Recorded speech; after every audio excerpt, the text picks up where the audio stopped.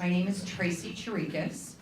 I am the Oakland County Alliance of Coalitions for Healthy Communities, Families Against Narcotics coordinator. That's a mouthful, right? So now I'm going to give you the acronyms, because in nonprofits we use a lot of acronyms. So truly my title is ACHC FAN Coordinator. With that being said, let me give you a little bit of background, a little bit of history on both. The ACHC is comprised of approximately 15 coalitions throughout Oakland County. Those coalitions are strategically placed within your communities, and they work very hard on the prevention side of drugs, alcohol, and leading healthy family lives. Recently, in October, we partnered with Families Against Narcotics. Families Against Narcotics started in 2007 in a small community of Fraser, Michigan, after the deaths, very short period amongst one another. And Judge Linda Davis, who is the founding president of FAN, started this whole amazing thing that you're gonna watch tonight. We are very unique to the FAN organization. We're extremely excited as we have taken FAN county-wide, and we have broken up Oakland County into 6 regions.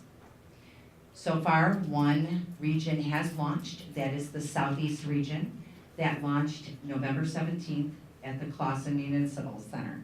That included Troy, Clawson, Birmingham, Bloomfield Hills, Berkeley, Royal Oak, Ferndale. You get the picture. Tonight, we're launching the 2nd of the 6. Tonight is South Central region. This includes Farmington, Farmington Hills, West Bloomfield, Walled Lake, Novi, Northville, Southfield, Oak Park. The next launch will be tomorrow evening and that's considered the Northeast region. The Northeast region is Rochester, Rochester Hills, Auburn Hills, Oxford, Oxford Township, and Orion Township. Alrighty, so I am gonna start tonight by doing the video. I remember that I had to have my tonsils out and my adenoids burned, and the doctor had given me Vicodin and a few other prescription medication. And I remember taking it and feeling that the way I felt, and I was like, man, this is awesome. Last year in 2013, the Partnership for Drugfree.org and the MetLife Foundation released startling statistics on teen drug usage and drug abuse. It was reported based on study that approximately 1/3 of all teenagers had reported abusing a drug that was given to them by a physician, and fully 1/3 of those had done so before the age of 14.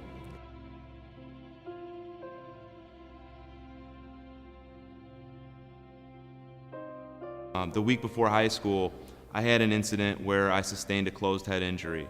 I had a sports injury my sophomore year of high school. I messed up my knee playing basketball. And the injuries that soccer had given me, by the time I was in 8th grade, I was already prescribed a Vicodin.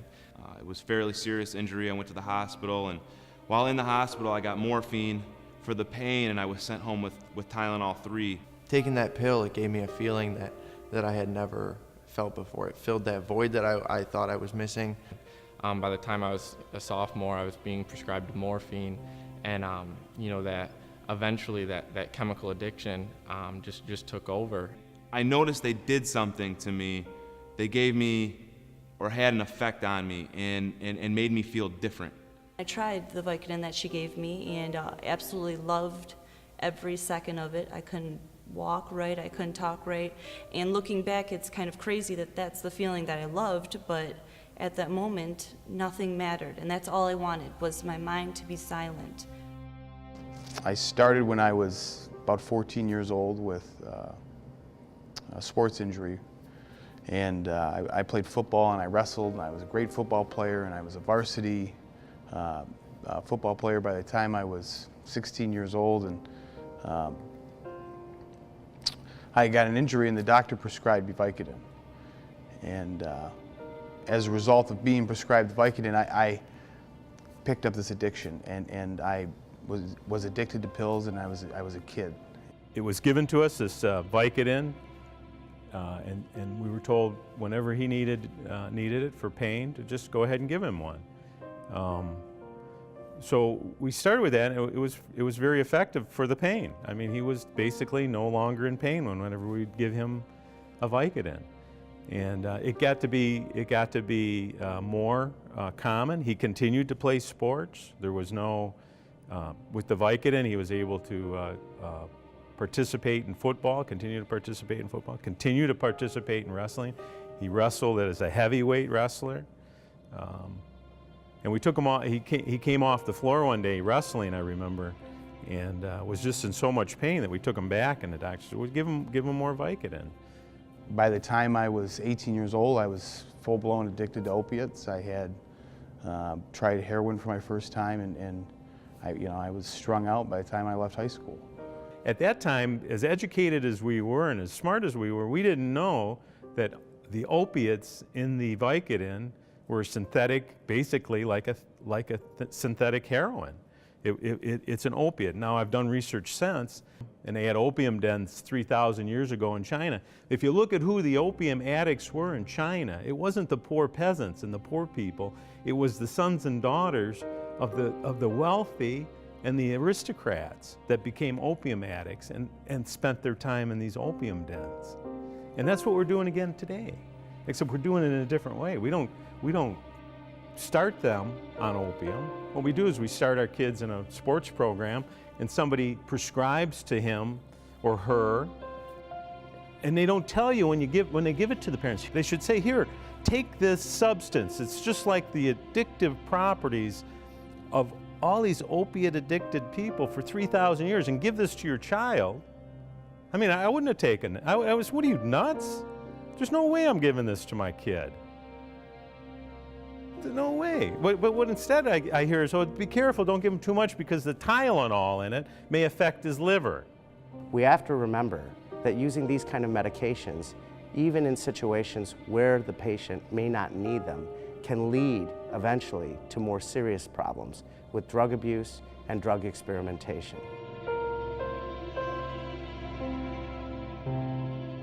So when I was a junior, I was captain of the soccer team, varsity team, and I had put my hand through a window, and the doctors had given me some Vicodin, and from then on, it was like a slow snowball effect.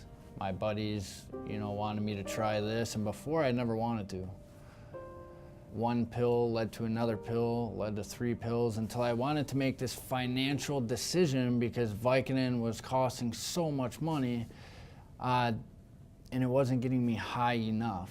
So I went to OxyContin, and when I got up to about 10 OxyContins a day at $35 to $40 a pill, I was like, man, I gotta find something else, something cheaper, but it's gonna get me as high. And so I started snorting heroin.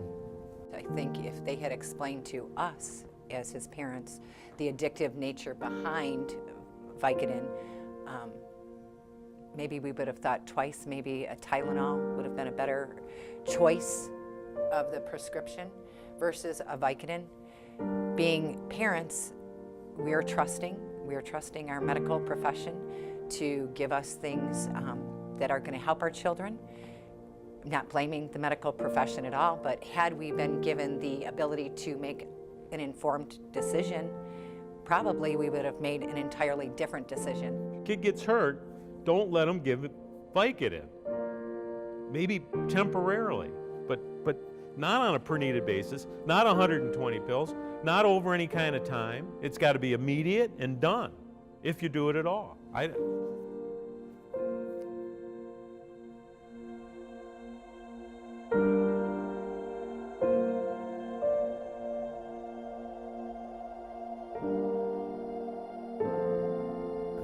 think what we fall into as a mistake is that patients, parents feel that when the doctor prescribes it, we're not perfect, and some of the doctors will prescribe narcotics. That's the way we've been trained.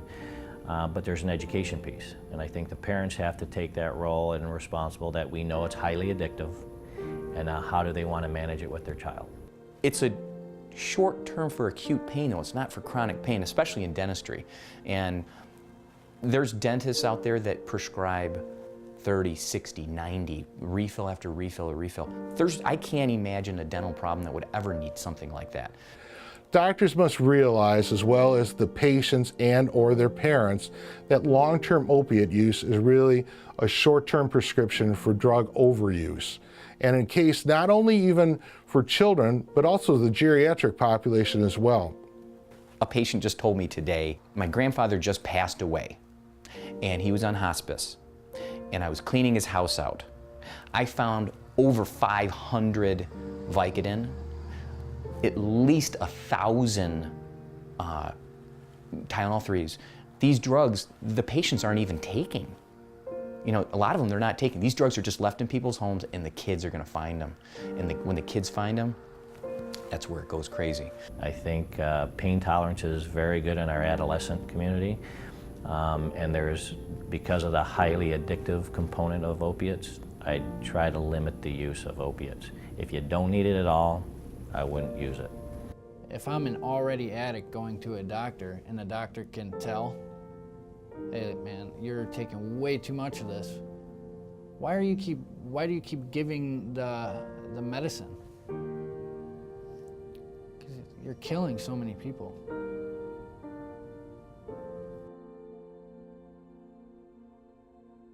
I often say to the people that I work with, don't forget that when you're educating and when you're treating that patient, you need to make sure that you're also educating the people that they're with, especially those who are most close to them, their spouses, their loved ones, their families. Because this isn't a problem that is going to only be dealt with by the patient. It's going to be dealt with by everybody they come into contact with. So those people need to be educated too. And that's one of the responsibilities we as physicians have to consider.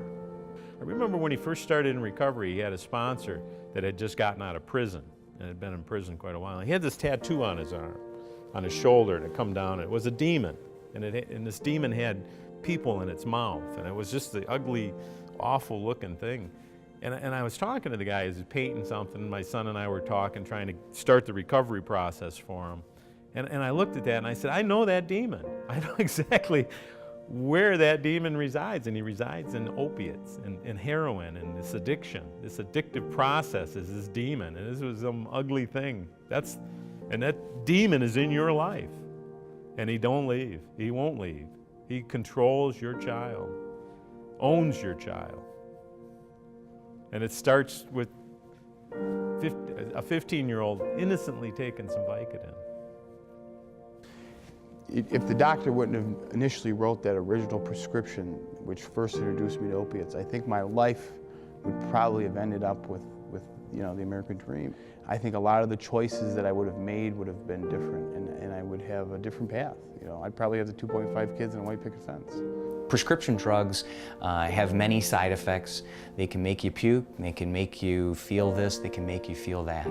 But the side effect that has hurt us all so much, watching my dear friend crying over his son's casket at 22 years old, who was an all-star athlete, a 4.0 student, college bound, you can't change that. And that all started from a script of Vicodin when he was in high school for an injury.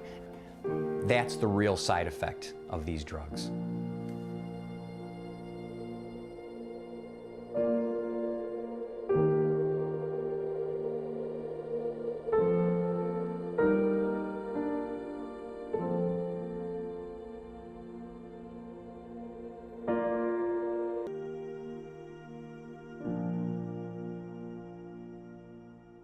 It's my privilege to be here tonight, and I want to thank each and every one of you for your time and to learn more about this great organization. Let me give you a little information about who we are. Tracy had given you the information about being founded in Macomb County in 2007 and our partnership with the ACHC. What do? We work together to raise awareness of our nation's fastest growing drug problem, prescription drug abuse. We educate our communities on specific dangers of prescription opiate-based painkillers such as Vicodin, OxyContin, Percocet, and others that create the potential for the graduation to illegal drugs such as heroin. We provide support to families affected by addiction and to those in recovery. Our mission statement can actually be broken down into 4 areas. Number 1 is to raise awareness of the epidemic of prescription pain medication abuse in our society. Number 2, to reduce the stigma and change the face of addiction. Number 3, to educate the community about the dangers of prescription drugs and potential to lead to the use of illegal narcotics. And number 4, vastly important, to provide a support network for those affected by drug use or addiction. We have many in our audience tonight that very sadly have lost a loved one due to addiction and opiate use. We have others that maybe came here just for some information. They're groping for answers on how do we deal with this. There are others that may be using the drugs themselves and are seeking help. This organization, when I got involved with it, is that I got a tremendous heart to want to make a difference.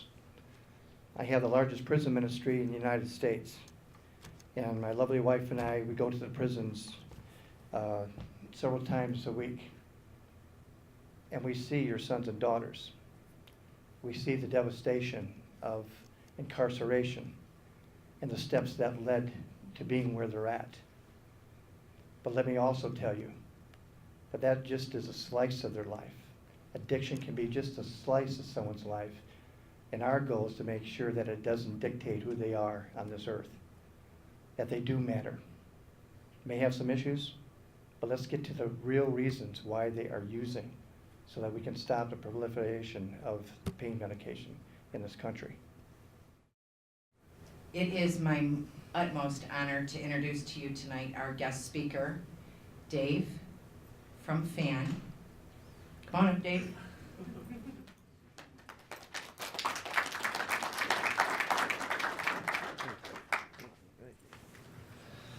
I'm going to jump up here so I can feel a little bit more important.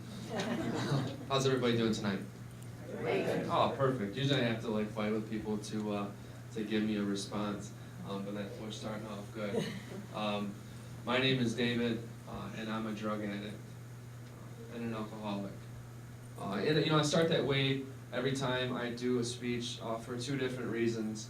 The first reason being it reminds me of who I am, where I once was, and where I could potentially go again.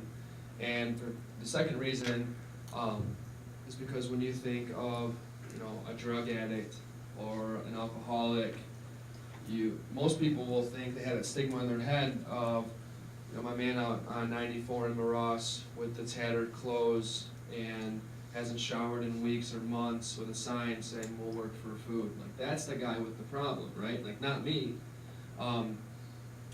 So just a little bit about myself. If I had to pick a word to describe my upbringing, I would have to choose normal. And I know we all have our own definition of what normal actually is nowadays, but I'd have to say normal. I never wanted for anything. I had life by the horns.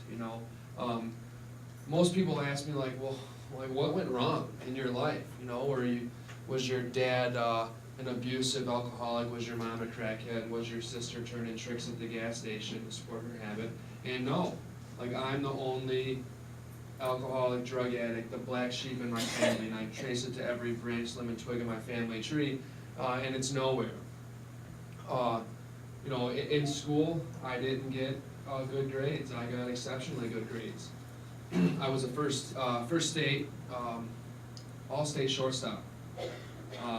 I had 4 scholarships to major universities to play baseball.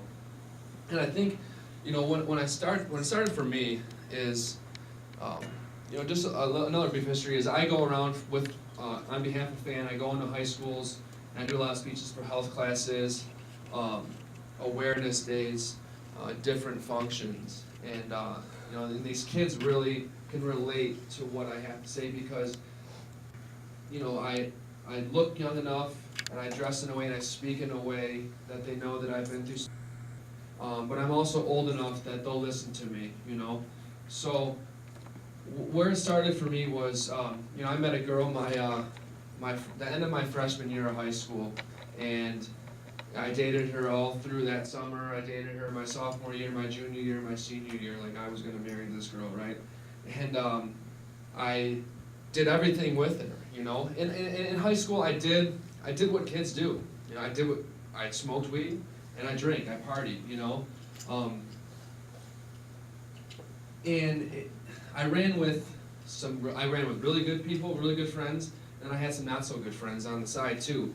And you know, I was always told in life that there's those two paths, right? There's the right path and there's the wrong path. You know, you go down the right path, you're gonna be rewarded accordingly. You go down the bad path, well, then you're gonna get what's coming to you. So, you know, I graduated in June of that year, and my girlfriend broke up with me in July.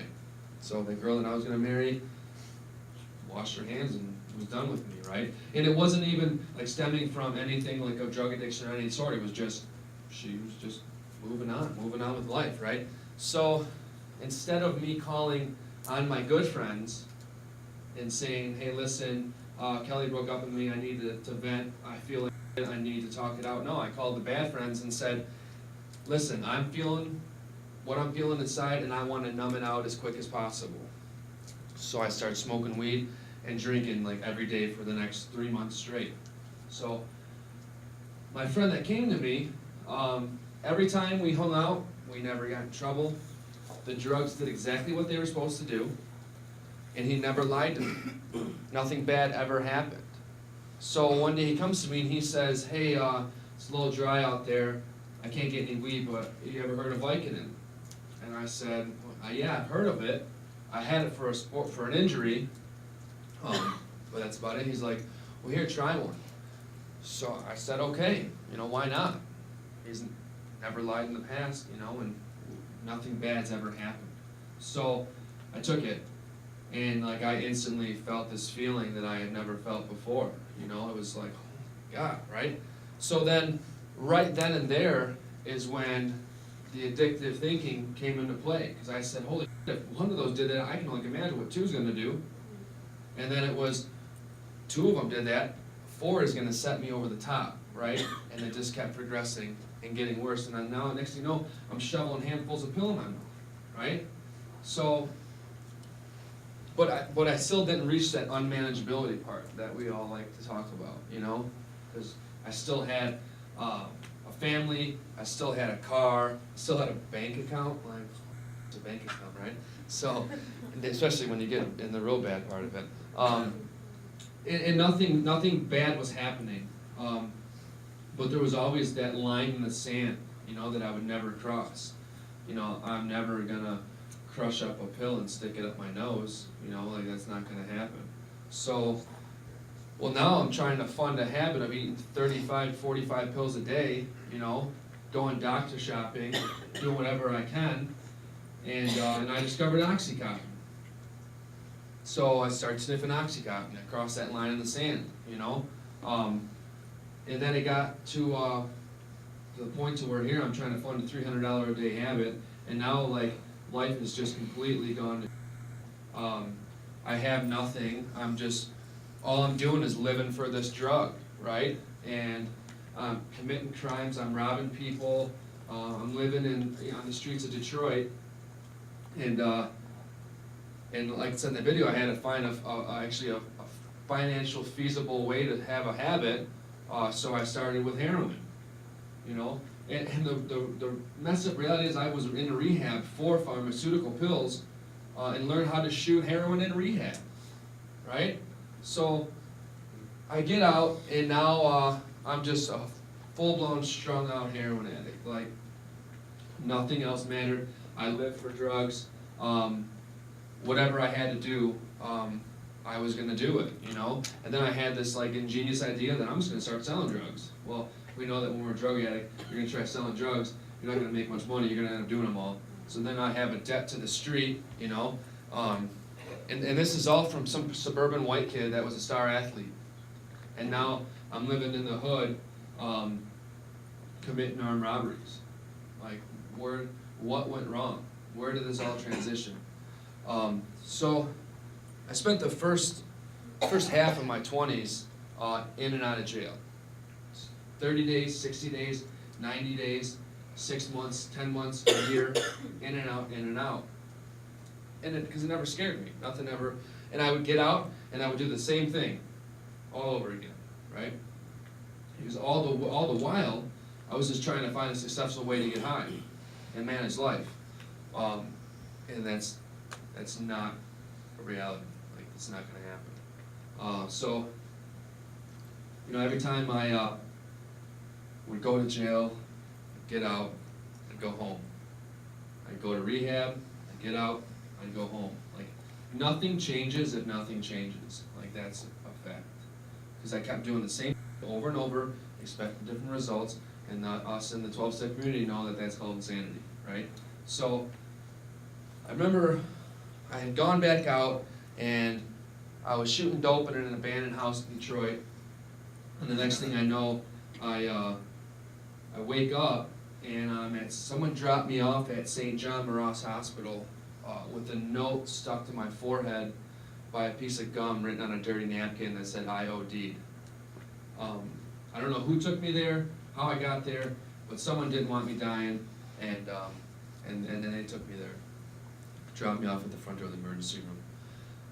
So I rip all the tubes out of my arm, out of my nose, and I leave, you know, and I had had enough. Like, that was it. Like, that was my rock bottom at the time. And 2 days later, I did it all over again. Woke up in the same hospital, probably the same room, same doctors, and you know, they called my mom and said, well, we got your son again, off another OD. You know, but this time they said a little bit more to her. They said, listen, your son is not going to live to see the age of 24. Like, it's not going to happen.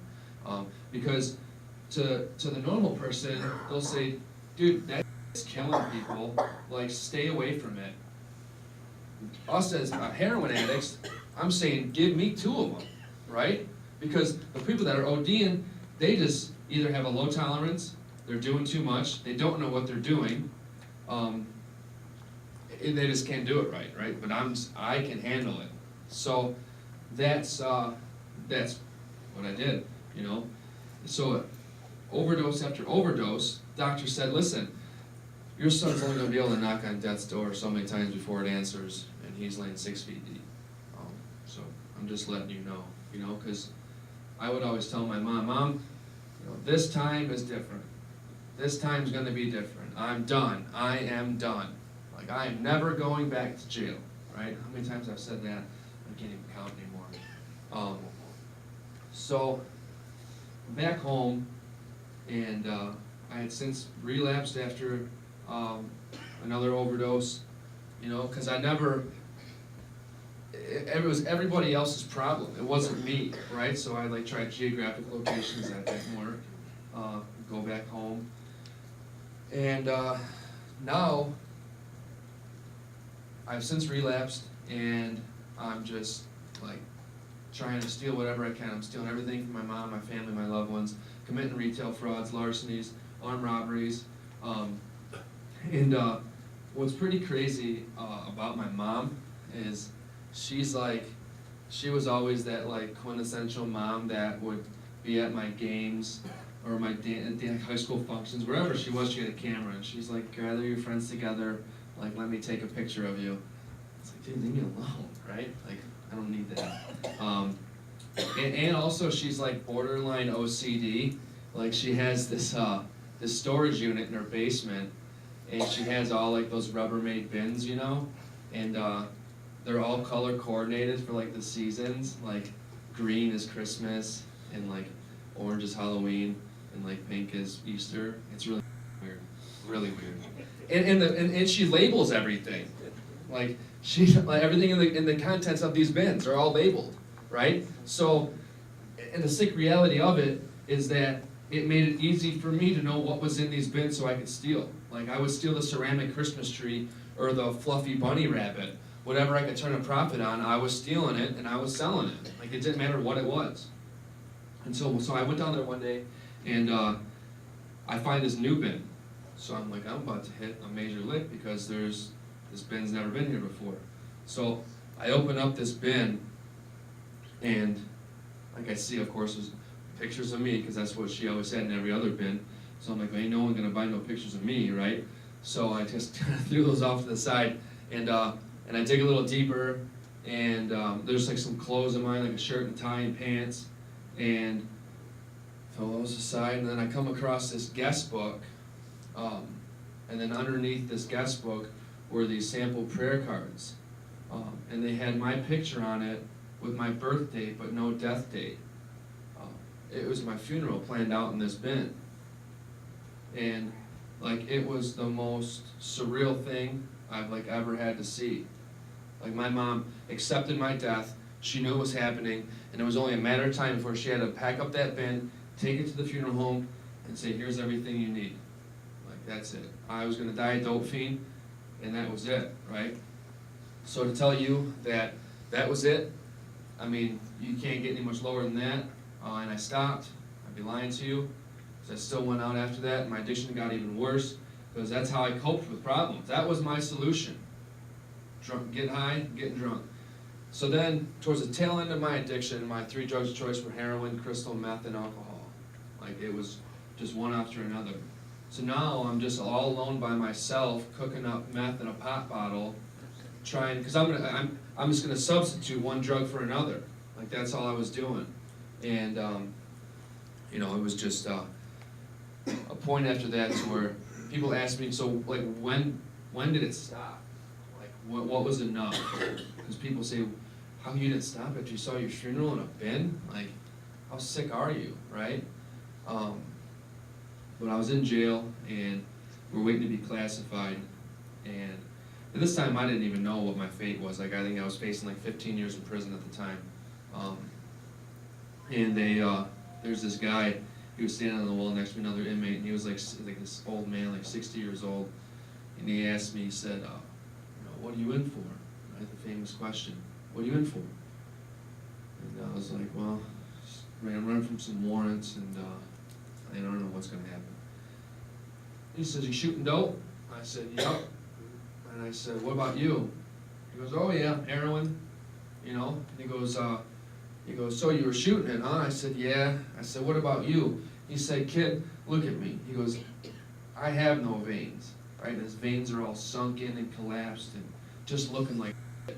And he said, how long you been using for? I said, well, you know, probably been about 10 months, 9-10 months this time around. He said, you got plenty of years if you still got all your teeth. And he smiled, he's got no teeth. And I'm like, dude, like this is gonna be me. This man is gonna be me in 30 years. Like, this can't happen, right? Like, I just can't do it. So, you know, and that doctor said to me, or said to my mom, that I wouldn't live to see the age of 24. You know, but I'm almost 30 now, and I'm standing here talking to you today.